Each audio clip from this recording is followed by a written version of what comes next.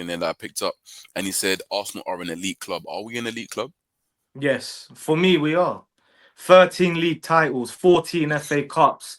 We're a club of winning. Other fans can sit there and try and ridicule us. History, Arsenal Football Club are successful. There's a reason we're in every headline. There's a reason we get linked to all the players. There's a reason everyone tries to laugh at us. No one laughs at Man City. No one cares. Why? Because they ain't big. Are they successful in the last 10 years? 100%. Are they bigger than Arsenal Football Club? Never. The reason why I ask, are we an elite club, is because, like you said, we ain't won the league in over 20 plus years. We have not won the Champions League. FA Cups, That's disgusting. it's not good enough, right? If you're an elite Maddening. club, if you're an elite club with the top of Europe, you have to be winning your domestic, right? And you have to be doing that consistently. You have to have at least one Champions League under your belt. But And are we going to sit here and say Arsenal small? It's impossible, no, bro. it's not. I'm not listening, but I'm not trying to say Can't. Arsenal. No, bro. I'm not trying Yeah. to say Arsenal small. I'm trying to say Arsenal are not elite, but Arsenal are big. They're a big club, right? Of course, they're Arsenal and a big club, but they're not an elite club. We can't claim that elite No, status when we I'm haven't won giving the up. Prem in over 20 years. We've been Can't. in and out of Europe, and we only used to compete in Europe just for the sake of money. Oh yeah, we're gonna get that Champions League money. But can you honestly say? Can you honestly say we competed in Europe after '06? We competed in Europe to go in there and think that we're gonna go and win it. Other than the Europa League when we got to the final, no, not really. No, exactly. No. But I'm being honest, we were through a transition stage. That stage I from hear that. I hear that. 2006, we That's why I didn't had to win a ask that. I had to trophy. ask So that. I no, had to ask that. no, Yeah, yeah. I get it. Obviously, Mm. the stadium, the money, we did things the proper way. We didn't go and get an owner. We're supposed to compete with Bayern Munich and Real Mm. Madrid, if you remember. That's what we Yeah. were told. But Yeah. for me to sit here and say we're not elite, like I said, why is Arsenal Football Club? Why does it get all the views, all the not? If we're not that big, We are big. we beat We're Real big, Madrid. but we're not It elite. was like the world stopped at a standstill. That's who we are. I Arsenal hear that, man. Football Club at the pinnacle again. Like Mm. they need us. The footballing world. They hate us. The worst fans in the world. That's what they say though. They come to me every time. Oh, you guys are the worst fans in the. No, there's just a lot of us and we're big. Everyone Listen. always wants to talk about us, bro. I'll go for anything just quick. I just want I agree with what Chef says. I think for us Arsenal fans, it's frustrating because I don't know about you guys, but I always feel like every window we never have the complete window. There's always like we make signings and you think, oh, we're getting there. Like the Havertz one. I can't remember who we signed before Havertz, and I thought, oh, all right. Like look what we're doing. Then It was Havertz Declan. come Yeah, and it's went. Declan. Yeah, it's A Declan. Yeah, and I few was like, signings away. A few signings away. you know what I'm saying? And it's like you're always like 2 away, and you think just get the 2 and you're good. And I think just as time's gone on with us, I'll get frustrated as well. The cups annoy me. Like I've grown up enjoying the FA Cup. I don't care how many we've won. I want to go find competition. I want to go to Wembley. I want us all linking up at Box Park. You know, everyone's like, I Yeah, want to yeah, enjoy the yeah, yeah. vibe. 100%. Like, 100, why am I 100, watching 100. Crystal Palace going and enjoying FA Cup win? And that's one thing I think that Arteta is taking away from us. Like, we're not taking these cups 100%. serious. Under Arsene, we were bad, like at times, but we always did well in them cups. We've got to the final, we got to, and that's what I appreciate of Arsenal. And I love them days. And now I'm looking at the title, going, "What? 21 years? Are you dumb?" Like that's no, but it's so frustrating because I'm It seeing is. Liverpool. No one expects Liverpool to win the league, and what? And this guy's come his first season and won it. And then as the season went on, I went, "It's just going to be Arsenal." Every team we don't want to win is going to win their trophy. You knew it was going to happen. Tottenham, Crystal Palace, and then you wait for Embarrassed. X or TikTok, and people on TikTok were waiting. You know, they were waiting. They were like, come on, let's get them. And that's where I agree with Chef. We are big in that aspect of people always talk about us. Mate, Man United lost the cup final. First thing they say is, oh, Ange won it, Arsenal this. Why are you bringing us in? Like, we're not in that fight. You know what I'm saying? And I think that's what happens when we don't win that trophies, the Premier Leagues, the Champions Leagues, and I just think Arteta is this season for him. It literally, we had the all or nothing Netflix. This is the one. There is no excuse. There's none of this. This one's injured. That one's injured. We're not hearing it, bro. You didn't spend money in January. You didn't spend money really in summer before. This is the one where I'm expecting you to go out and if it's Rodrigo 80 mil, bang. 80 mil Rodrigo, bang, that player there, Sesko or Yokres, whoever it's going to be. You've got the money. And if this club even dare trying to spin the block on Ollie Watkins, yeah, and tell me that's my striker signing. I mean, Odomat, right? Is that I think we said it the other day, yeah, when you wasn't here. I said based upon Arsenal's historical way of doing transfers, we're getting linked with everyone, and then we end up with a Giroud. Yeah, I'm not trying to. Again, I have to do this for the sake of playing kind of devil's advocate, right? Cool. So imagine we do not get Sesko, and imagine we do not get Gyökeres, because you need to think about this. They're flipping between, right? The guy into Gyökeres, the guy into Sesko is going to get to a point now where it's like, listen, we've had enough, right? Make your decision or not. We're going somewhere else. That might happen, especially again historically how Arsenal have behaved, right? Yeah. So imagine we do. Worst case scenario, we end up with a Ollie Watkins. Yeah, but then that tells us our ambitions. Like we all know if we go and if we've got a Sesko and we went to Villa and said, you know what, we know Watkins wants to come. PSR, you're struggling. 35, 40 million Watkins, I'm happy with that. Watkins and a Sesko or Gyökeres, I'm happy. Don't just bring me Watkins, because you could have done that in January. 100%. And that's what's going to piss me off. Because in Jan they said we were right, whatever. Don't spin it back now just because, we're not sure what striker.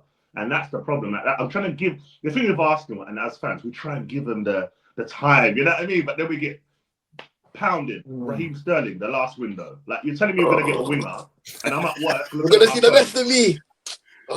You know what I'm trying to say? So that's what I'm saying. So that's all I'm going to say. It's all or nothing for him. This summer is massive for him. If I'm Arteta now, I go, Berta, I want him. We're going for it. I'm going for it. And then if he don't win the league and he tries and he brings all these players, go off into the sunset. But Shep is right. I think, it's bad to say, I think he's our manager before the manager. He is the Brendan Rodgers, I feel. I feel like he's got the squad to a point where they're simmering. But, bro, when you get to semi-finals, finals, you need to get over the line, manager. Like, I can elite of the elite. Elite of elite. I can go back here. And I was looking at that Champions League semi-final, and I was like, if we had like an Ancelotti, like in that position with a semi, we're making it through, you know. The problem with Arteta, and look at that team, there's too many instructions. We're too robotic now. Like, I was watching the 2022-23 season. Bruv, the football we're playing is just mad. And I watch now, and we're playing for a corner. And then every time it's panic to Nicholas Yoga. I don't care about the... Stop that. But it's true though, isn't it? And we're so... Us are probably different, but there's so many reactionary Arsenal fans. Like, we want the best for our club, and the best for our club is better football, big transfer window, and possibly change the manager. People say, who as a manager? It is tough. My dream one would be someone like Nagelsmann. I don't know why. I love Nagelsmann, but I know he's at Germany. Footballing but manager. No, these are them type of players, managers will go for. Because I just think Arteta, he came from where? Man City number 2 to us. There should have been an in-between move before coming to Arsenal. And that's no disrespect to him, because he's taken us to second and brought us Declan Rice and whatever. But sometimes you've got to know, I've got you to a level now, I can't. Because the last point when they finish off, he can't handle egos and big players. We need big egos and big players. We need a Victor Osimhen in that side that comes in. Like, that goes, you know, if someone that Osimhen that comes in and goes, bro, you told me to do this. Bro, I'm Osimhen, bro. I'm banging goals. And then you have a striker where in a change room, look at Oba. We can say what we want about Oba, always banged goals. Now everything's too nice. I can imagine he's telling Odegaard this and Odegaard's going, he likes yes men, man. Yeah, you know, he wants yes men. Loves them. You know, he wants a yes man in his team, bro. Mikel, I'll do that for you. Mikel. Yes, sir. No, sir. I ain't doing it. Come on. Come on. But that's where we're at. But listen, I'm positive because I think the new sporting director has given us all hope. If we had Edu right now, I wouldn't be on here. I would not be on here. Yeah, exactly. That's right. But there we are, man. But I'll let Jay take the floor. But that's my thoughts. And I think big window, go for it. From the beginning, smash all the teams. None of this messing around. Give me 5-4-0s and go and get it. Man said 5. Nah, because you know what? We always drop 0-0 Everton at home. We never drove Everton at home. It wasn't good enough, man. You know, he's right. It weren't good enough. No more of that. I heard that. No more of that. Jay, so before you continue on to what Matt just said there and what Chef has said there, I'm going to ask you the question because I want us to go into another part of the segment, right? Which is the purchases that Arteta has actually made whilst manager at Arsenal Football Club. I'm going to share my screen soon, and before we go into it, obviously you're going to answer. And yeah, what do you think of Arsenal's sort of purchases whilst obviously under Arteta? I think it's a very mixed bag. I think it's a very, very mixed bag because I think of some of the signings. I think of people like Gabriel Jesus, Mhm. people like Zinchenko. And at the time when they came in, I was thinking to myself, rah, we're getting in some players from essentially teams that were doing a lot better than us. And cool, they were essentially surplus the requirements for those teams, but still, they're still quality players. So I was kind of confused at how we were getting them, but I was like, fair enough. And at the time when they came in, I can't tell you how much I remember so vividly Gabriel Jesus when he first came in and before the World Cup and before that injury, he looked like a man possessed. The way that he dribbled, Mm. he really had the proper Brazilian put chat chat. The way that guy was moving, Yeah, for real. and I think of even Zinchenko and how when that first like kind of inverted Nah. fullback kind of came in and like the way that he was playing, I was thinking to myself, wow, like Mm. Arteta's got these boys moving. Mhm. So I look at purchases like that and I think, okay, cool, your talent ID's good. But then in that same breath, I think of signings like someone like Tomiyasu, who He was when good to he's be fair. there, I think that's he's unfair, alright. Jay, though, man. But He when was he's good. there, he's alright. But when I've not seen him for a whole year, I'm just there thinking to myself, but then it's like It's more injuries, Jay, though, isn't it? Injuries. it is, and it is, but like we always say, availability is the best ability. And it's like if I'm gonna hold certain managers to certain standards and of the players that they bring in, and it's like, okay, cool, let's bring up the biggest example being Kai Havertz, right? Now Kai Havertz naturally divides opinion all amongst Arsenal fans. But if we're really gonna talk it straight and we're gonna be honest, he was brought in as a midfielder and he flopped. Yes. He was terrible. Yes. Let's call a spade a spade. He was Yes. brought in as a midfielder and he was terrible. Now, do I look at him and look at the way that he was able to adapt and come in and play in that number 9 role and kind of like jink about with a false 9.5, this, that, the other? I respect what he did there. But then at the same time, we have to be honest in our perception of it and how we're supposed to see this. That signing didn't do what it was supposed to because he Thank was you. supposed to be in midfield. He was supposed to be in that left 8 role. But then as soon as we played there, like I remember so vividly, consistently we were playing Havertz in the number 9, and then we played against Aston Villa and brought him back into midfield. Shambolic. Rubbish. It genuinely feels like when he's in midfield, it feels like we're playing with 10 men. No, he's right. Like it doesn't work at all. Yeah, he's So when I right. think of him and then the wages that he's on as well, I think things on like 200 plus a week and this, that, the other. 275k, I think. Exactly, and that's like that's like one of the highest earners that I could, if not the He highest. is. Exactly, and it's like if that's the signing who is supposed to be your staple signing that shows, okay, cool, yeah, I have faith in this guy. That to me is a bit. I have a lot of issues with that because I heard that. in where you're supposed to look at it and you're supposed to be able to adapt, and I get that he adapted, he shaped, he molded, but it's like this is the highest earner at our club. That is the highest earner at our club. Someone like Kai Havertz.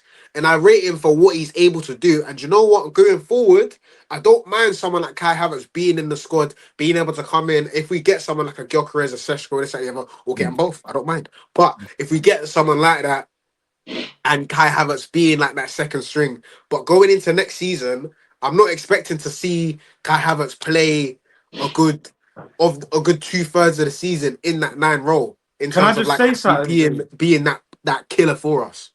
Jay, let me just say one thing, yeah, because this winds me up. This conversation, it gets me angry because what it is yeah, Kai Havertz was supposed to be our statement signing And we went and we paid 65 million pound for him and made him our highest earner, and he's a utility player. You're talking about him as a utility man, as a man that can come in, the highest earning player at Arsenal Football Club, who we paid 65 million pound for, is now going to become a utility man. For me, that's a failure. It's not much more on him as a player. It's more of how we treated him. Because we brought him in to be that man, and he's not.